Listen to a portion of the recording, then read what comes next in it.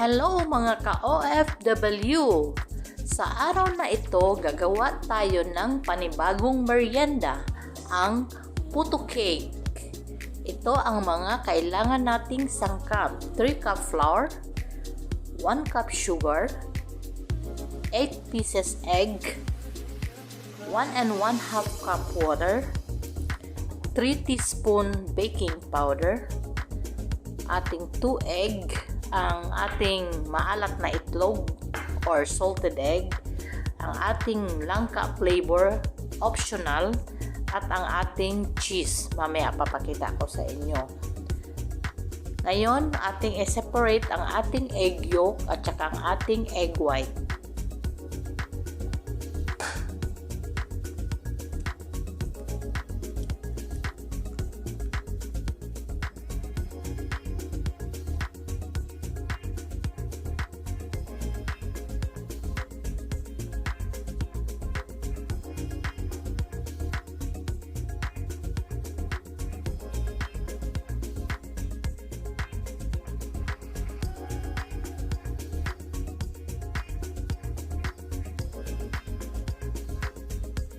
Tapos na natin na-separate ang ating egg yolk and egg white. Ang gagamitin natin is egg white lang.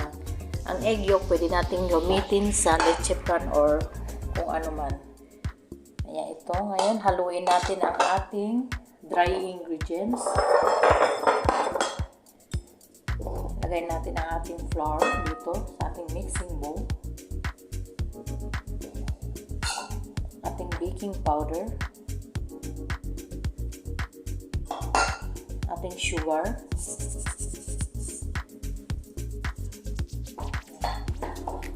mix lang natin. Ang ating water, pwede kayong gumamit ng evaporated milk. Ako, ginamit ko tubig, tapos optional, lalagyan ko siya ng powder milk. Depende po sa inyo kung ano, para mas lalo lang lumasa. Tapos, lagyan natin ng pinch of salt to balance the sweetness. Ayan.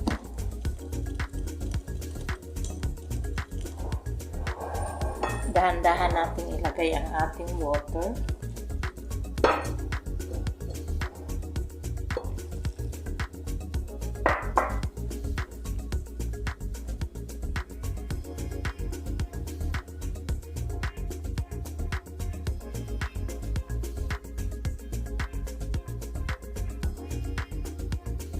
Mabuti hanggang mag-well combine.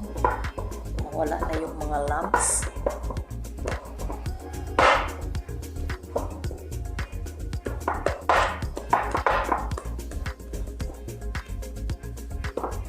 Ayan. Tapos lagyan natin siya ng flavoring. Nilagay ko lang ka flavor, optional.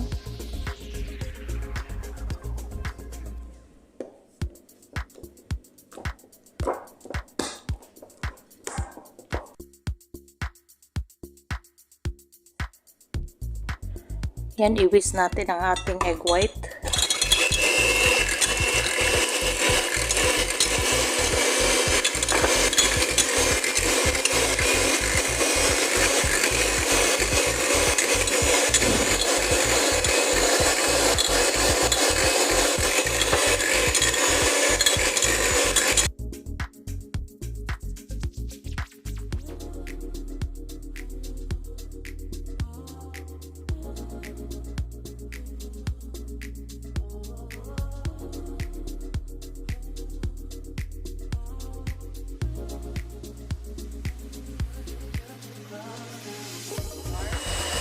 One half cup sugar,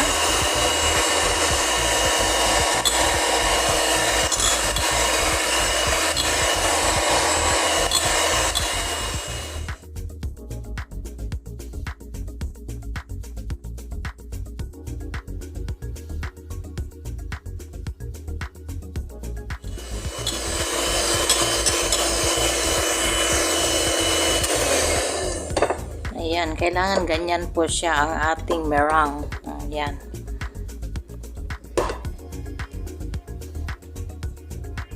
Ayan, tapos na natin ginawa ang ating meringue. Ngayon, dahan-dahan natin siyang i-fold dito sa ating butter, sa ating ginawa kaninang mixture. Yan. Yan, ganyan lang. Dahan-dahan siya. Para hindi mawala yung kanyang hangin.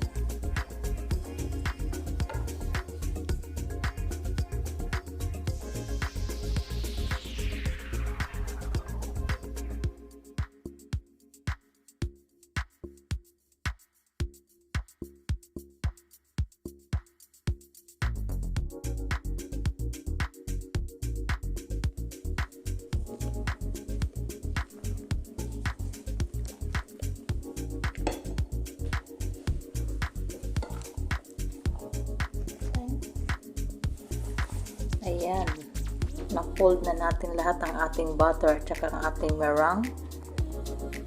Ayan, yan, will combine na siya pag ganyan. I-set aside muna natin kasi maghihiwa tayo ng ating egg. Ayan, may naka-prepared ako ditong dalawang round na plastic container at saka ang ating muffin. Lagyan natin siya ng ating ginawang butter.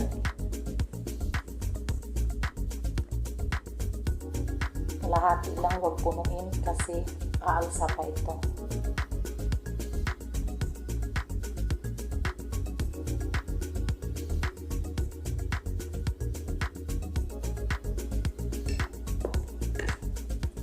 Tapos pinainit na natin ang ating steamer. Ang ginamit kong na naman, rice cooker kasi wala tayong steamer dito. Ayan. Depende po sa inyo kung ano ang lalagyan ninyo.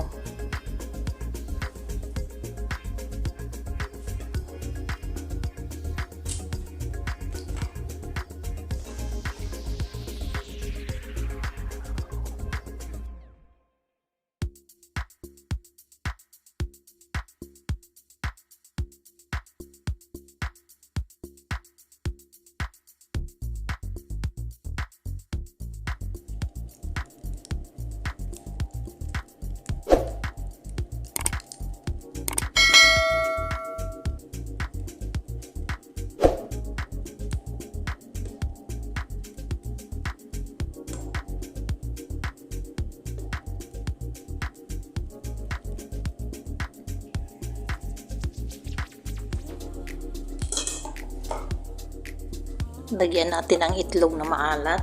Ang itlog na maalat, optional lang ito.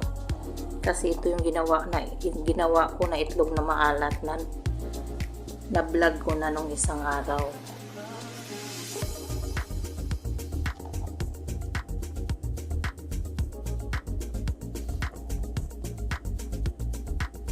Ayan.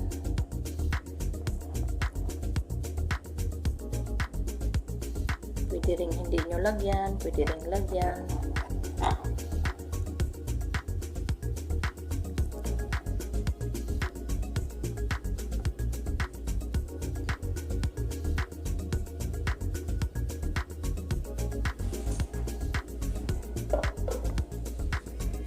Tapos ilalagay natin siya sa ating steamer.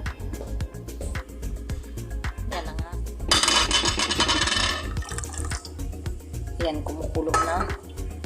Lagay natin siya dyan.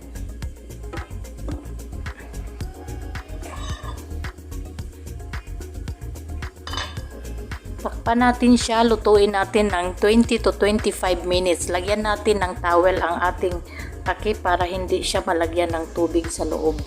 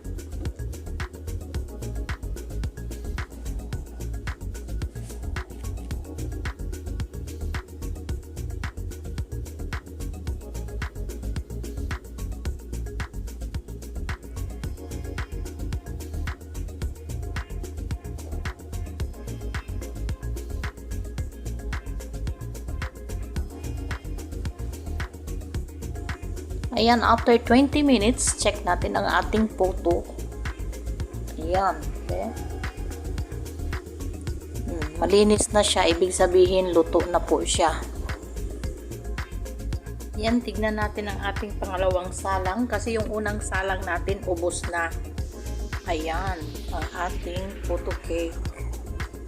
Naubos na yung unang sinalang ko kanina.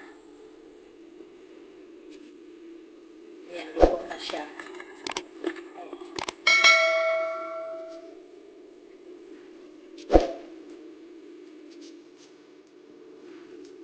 Kasi napaka-fluffy at saka napakalambot.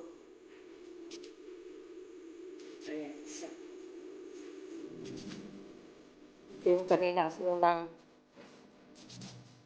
tanggal ko sa ating lutuan ng ubos na. Pati ang itlog sa taas. Ayan. Diba? Sobrang lambot siya. O, ang ating puto cake. Ubos na yan na nangangatira. Ito pang iba. Ituluto pa natin ito. Tanggalin natin dito isa-isa side para maglamig. Dito ang gandang tignan ng ating salted egg sa taas ng ating puto cake. Yung malaki naman ang ilagay natin kasi yung malaki kanina naubos na. Yan. Nagtagay natin siya ng mainit sa tubig. Pinapulot ko na rin ito yun.